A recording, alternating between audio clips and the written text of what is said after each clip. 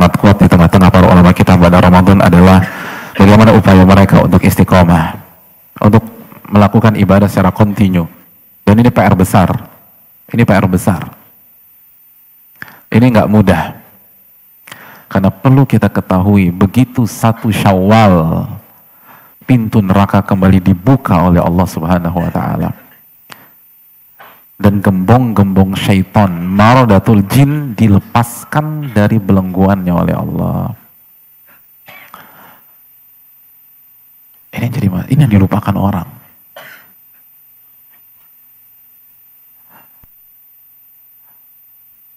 Belum lagi euforia, Lebaran seringkali kebablasan.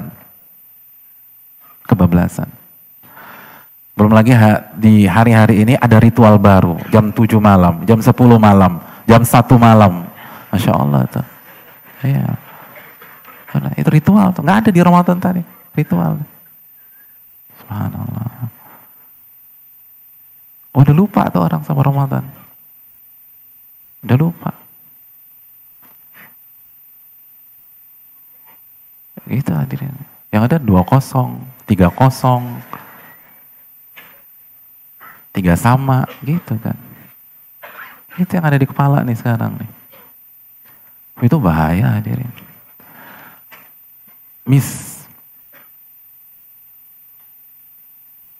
Hadirin yang dirahmati oleh Allah SWT, jangan miss.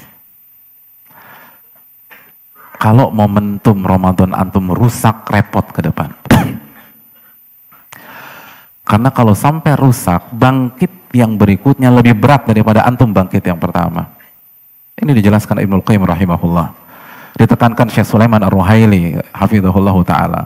Mereka ulama mengatakan, bangkit yang kedua itu lebih berat daripada bangkit yang pertama.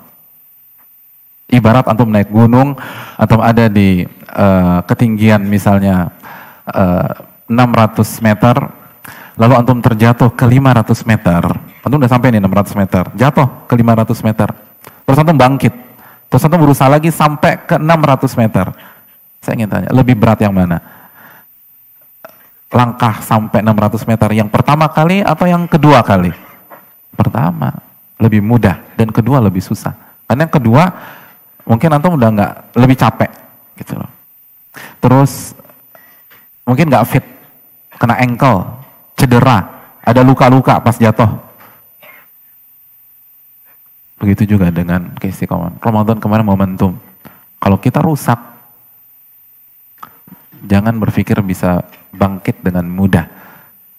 Karena sunatullahnya, bangkit yang kedua lebih berat daripada bangkit yang pertama. Bangkit yang ketiga itu lebih berat dari bangkit kedua, bangkit pertama. Bangkit keempat lebih berat dari bangkit ketiga, kedua, ke-1. Karena kan beda. Motor habis jatuh kan beda. Motor jatuh, terus tetap masih bisa dipakai lomba, tapi kan udah beda performanya. Semua demikian. Jadi jangan sampai jatuh. Dan ini hari-hari pembuktian hadirin. Apakah amal ibadah kita diterima apa tidak di Ramadan? Sekali lagi, tidak ada kepastian, tidak ada broadcast dari langit. Tapi ada indikator, ada ciri, ada tanda yang gak mungkin bohong. Tandanya adalah penjelasan para ulama seperti Hasan Al-Basri, seperti Urwah bin Zubair.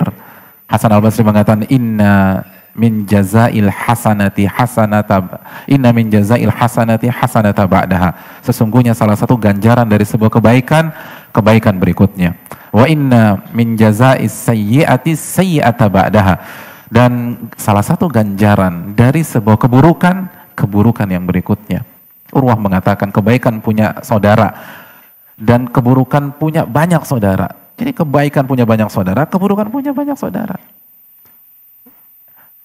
Dan kebaikan akan manggil saudara-saudaranya.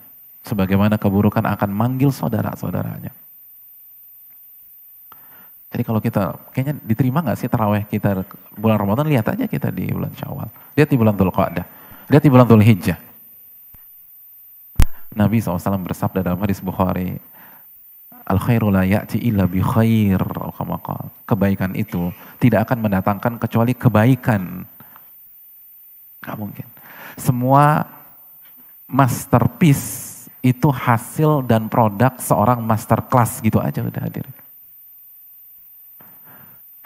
Hadirin, kita nyari Lailatul Qadar. Lailatul Qadar. Lailatul Qadar itu khairun min alfi syahr. Lebih baik daripada 1000 bulan. Lebih baik daripada kita beribadah 83 tahun 4 bulan. Kalau memang dapat, nggak mungkin produknya pas-pasan di Syawal tuh nggak mungkin. Karena levelnya 83 tahun. Itu pasti akan memberikan sebuah perubahan besar. Akan memberikan sebuah resolusi besar, harapan besar di bulan Syawal, Dzulqa'dah, Dzulhijjah, Muharram dan seterusnya. Begitu masuk Syawal, masuk Dzulqa'dah, drop lagi, itu indikator besar Anda nggak dapat Lailatul Qadar. Kebaikan nggak mungkin melahirkan kecuali kebaikan. Itu sabda Nabi SAW. Nggak mungkin. Kan gitu. Itu poin besar. Ada Apple nggak mungkin buat produk gadget yang recehan tuh nggak mungkin. Nggak mungkin. Ada orang jual handphone 1 juta. Mereknya Vertu. Antum bilang itu ori apa KW? Siapa yang mereknya itu di sini? Udah KW, udah nggak mungkin 1 juta tuh nggak mungkin. Itu produk, itu merek besar. Da Vinci, Van Gogh itu nggak mungkin buat lukisan berantakan tuh nggak mungkin. Walaupun bagian tuh berantakan, karena kita nggak ngerti. Tapi bagi seni itu pasti bagus. Semua hal-hal besar itu melahirkan hal besar.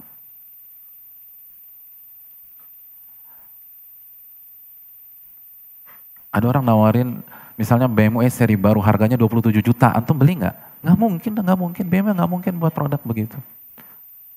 Itu brand besar. Nah, ada yang lebih besar dari Lailatul Qadar hadirin. Lailatul Qadar paling gede udah. Besar. Kalau benar-benar dapat, nggak mungkin produknya kecil di Syawal tuh nggak mungkin. Jadi coba tinggal kita evaluasi aja. Dijaga nih Syawal. Ini pembuktian di hadapan Allah Subhanahu wa taala. Karena kalau gitu lagi, kayaknya nggak dapat Lailatul Qadar. Karena Lailatul Qadar bobotnya 83 tahunan. Bahkan bukan apa yang khairun, namanya juga khairun. Kan apa sih ayatnya sih? Lailatul Qadri, terus apa? Khairun min alfi syahr, lebih baik daripada 1000 bulan. Artinya bisa jadi 1001 bulan, bisa jadi 1 juta bulan bisa. Harus khairun kok. Bisa 1001, bisa 1002, bisa 1003. Kalau misalnya 83 tahun 4 bulan, itu bisa 83 tahun 5 bulan, bisa 500 tahun, bisa 1000 tahun, bisa 1 juta tahun, kan khairun. Tapi juga khairun. Allah kan gak menentukan angkanya. Khairun. Mungkinkah amalan seprestisius ini tidak membawa perubahan dalam diri kita pasca Ramadan kalau benar-benar kita dapatkan malam itu? Gak mungkin. Gak mungkin. Al khairu la ya'ti illa bi khair.